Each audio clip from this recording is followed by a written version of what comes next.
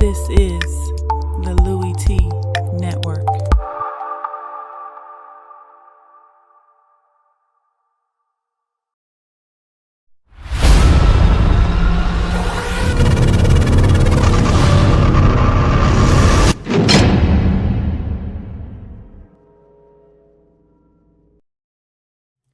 Who else could it be but me, your man, Louie Tee? Welcome to lockdown coverage. Your man Louie Tee wrapping up Week 5 in the National Football League.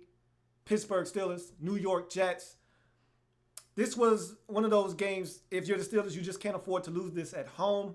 If you're the Jets, you're just looking to get a win. At some point, you're looking to get in that left-hand column again and get the bad taste out of your mouth from the last couple of weeks where it's been a turnover fest for this team. So this is a big game for the Jets. For the Steelers, look, just don't lose at home to Ryan Fitzpatrick and the New York Jets. We'll jump into likes, dislikes, banana and tailpipe here in a second. But first, if you're here watching this video, welcome to the Louie Tee Network and subscribe to the Louie Tee Network for more great content in 2016 and beyond. Also, I'm on Twitter at In the Lab Room is the Twitter handle. Also on Facebook, In the Lab Room is the Facebook page. All my social media sites and platforms are right above up there strolling around. So go ahead, like me on Facebook, follow me on Twitter, and subscribe to the page on YouTube. That being said, let's jump into the breakdown of this game. Likes, dislikes, banana in the tailpipe for both teams. We start with the road team in the Jets and the likes in the first half for them. Opening drive. They came out and I thought they were aggressive on that opening drive of the game. You would have loved to have seen them get in the end zone. They got a field goal. At least you're on the scoreboard. You give yourself a little bit of momentum. Now the key was going out and getting a stop. Don't go back and give up the points that you just got.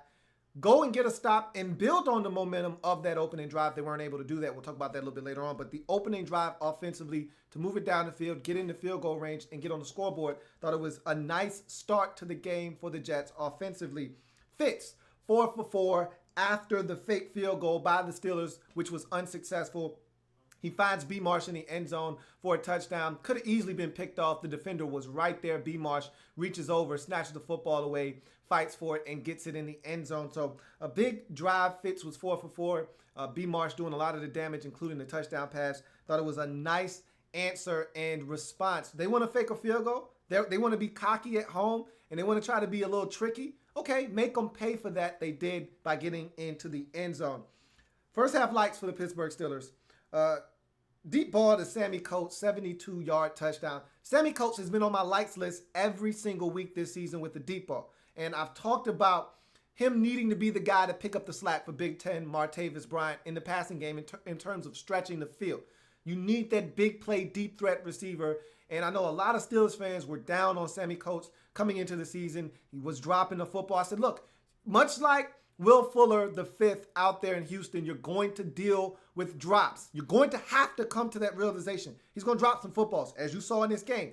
But the payoff for sticking with Sammy Coates is that he's going to run by corners in this league, and he's going to make big plays. He's done that in every single game this season, every single one of them. This was the first one he was actually been able to get into the end zone off of one of these deep balls. 72 yards.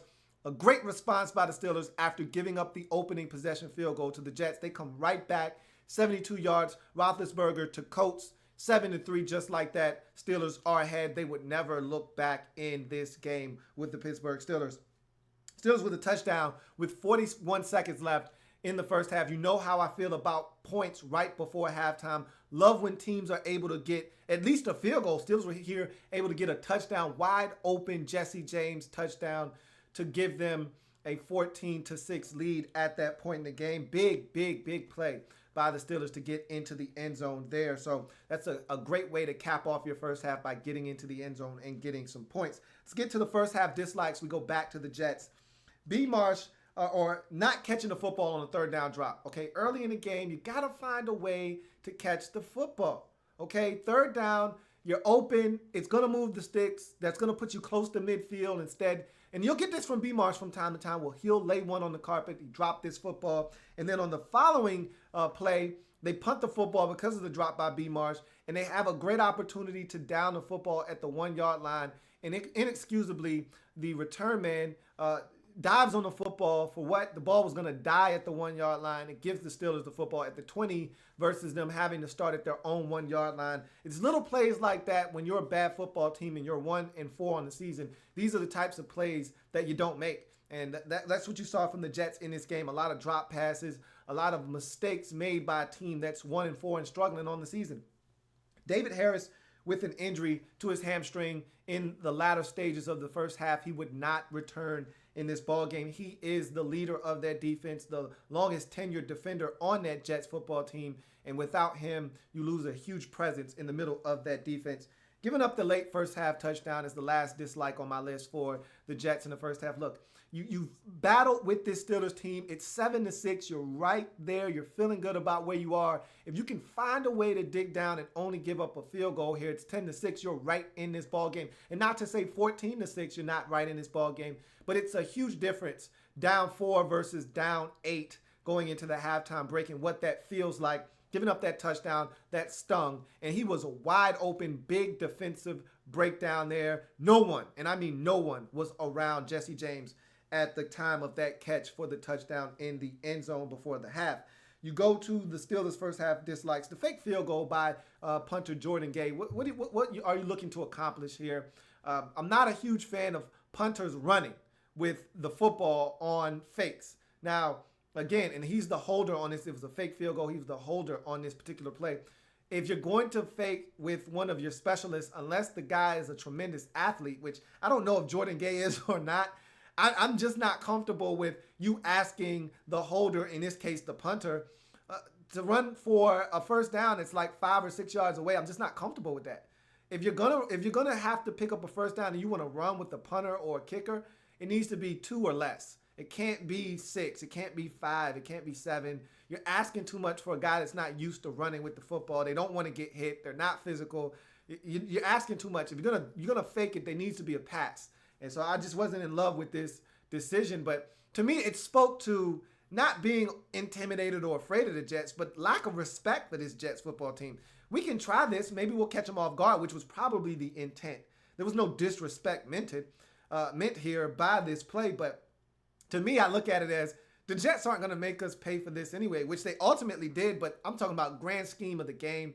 I don't think they felt like they were going to have to pay for this mistake with a touchdown, which, like I said, the Jets ultimately made them pay with a touchdown there. But that's a big play in the game, faking that field goal and ended up giving up a touchdown there on the next possession defensively.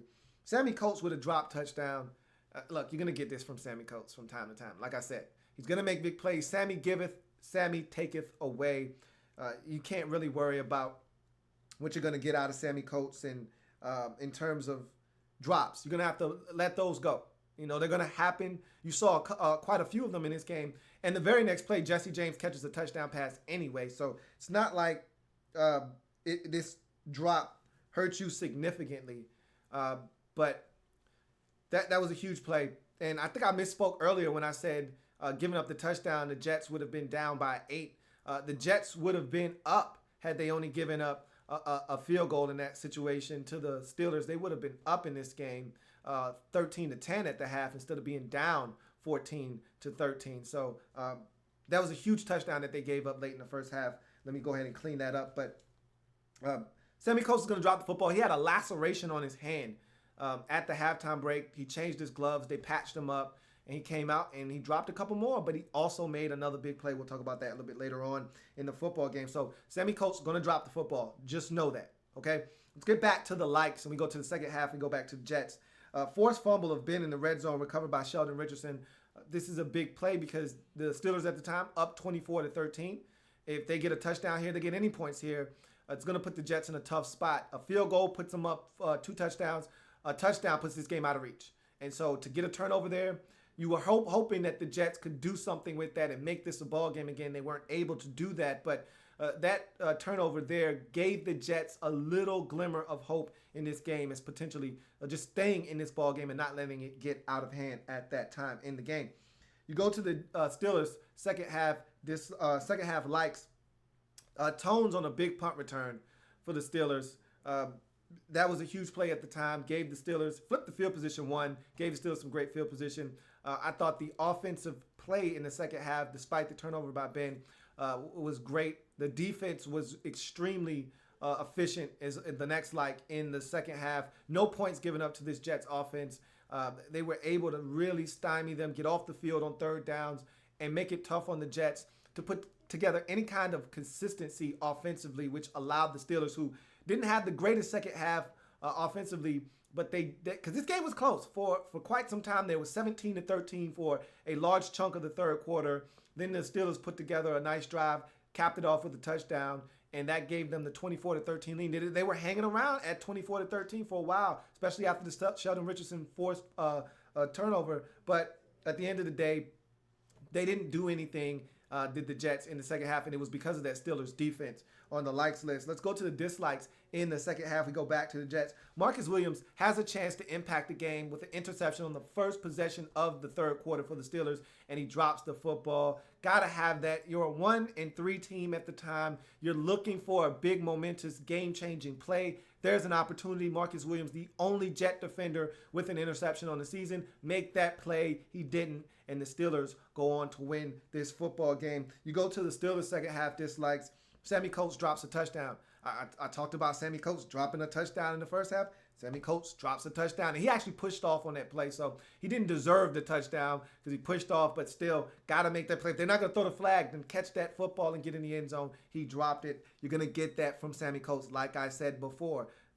He had a couple of drops in this game, probably more like a few, at least 3 that I can remember, but Sammy Coates is a guy, and he later on had a touchdown catch to put the Jets away in this football game on a third down. So this is a guy that made some plays. This was by far his best performance. With all the drops included, still his best performance as a pro. 2 touchdowns, 6 grabs, over $1 and some change. Sammy Coates was an impact player in this game for the Pittsburgh Steelers. Big Ben fumbles in the red zone with the chance to put the Jets away. I talked about that already.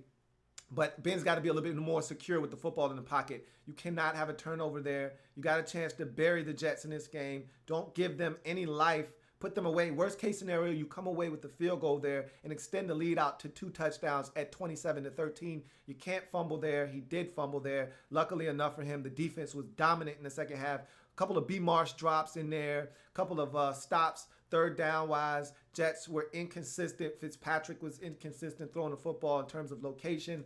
And voila, you don't give anything up, and you ultimately get back down there again. And this time, Ben makes them pay by hitting Sammy Coates to put them away at 31-13, which would end up being your final score in this ball game. No banana in the tailpipes here necessary. Both teams did what I expected them to do. I think it took a little bit longer than I expected for the Steelers to run away with this game, but they're the better team. They proved it throughout 4 quarters of this game, separated themselves from the Jets, go on to win by 18, 31-13 for the Jets. It's a story of a bunch of injuries. No Decker again in this game for the 3rd consecutive game. You struggle to move the football with any consistency. Ryan Fitzpatrick didn't have a boatload of turnovers, but he didn't do anything significant in this game either. B. Marsh, big game, but a number of drops that could have helped this Jets team along the way. So a lot of inconsistencies with this team. The defense hung in as long as they could, but when you're not getting any help from your offense, it's going to be tough to hold a prolific offense like the Steelers down for too long without any help from your offense. And that was the story of the day for the Jets in this ball game. So that's going to do it for the Steelers and the Jets in week number 5. Steelers go to 4-1 on the season, and they continue to be, to me, one of the best teams in the AFC conference. Meanwhile, the Jets continue their struggle to the start of this season. A team that won 10 games a season ago, sitting at 1-4, 5 weeks into the season, and I don't see it getting any better for the Jets anytime soon this season. That's going to do it for Lockdown Coverage.